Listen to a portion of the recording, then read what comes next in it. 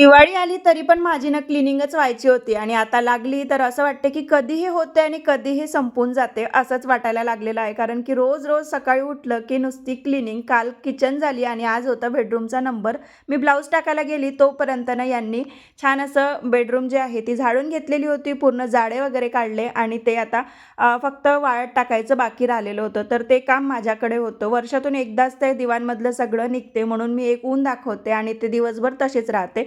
आता पेटपूजा तर झालेली होती, त्यामुळे ना मस्त अशी एनर्जी आली. आता वाळू घातलेलं सगळं काही ते दिवसभर तर तिकडे राहणारच, पण त्यानंतरनं जे काही क्लिनिंगचं असते ना, ते खूप बारीक असते. ज्या वस्तू आपण रोज सरकवू शकत नाही ना, त्या वस्तूच्या पाठीमागे हा असाच धूळ साठलेला असतो. तर तोच मी आता सगळं काही उचलून घेत आहे. इथे एक टेबलसुद्धा असतो, तर त्याच्याही मागे असाच पसारा होता. तोही उचलून घेतला. आता छान याला पुसून घेते आणि लगेचच लागल्या हाताने जे काही ड्रेसिंगमधलं साहित्य आहे, तेही ओल्या कपड्याने, कोरड्या कपड्याने असं करून पुसून घेते आणि यानंतरचा पार्ट नक्की बघा.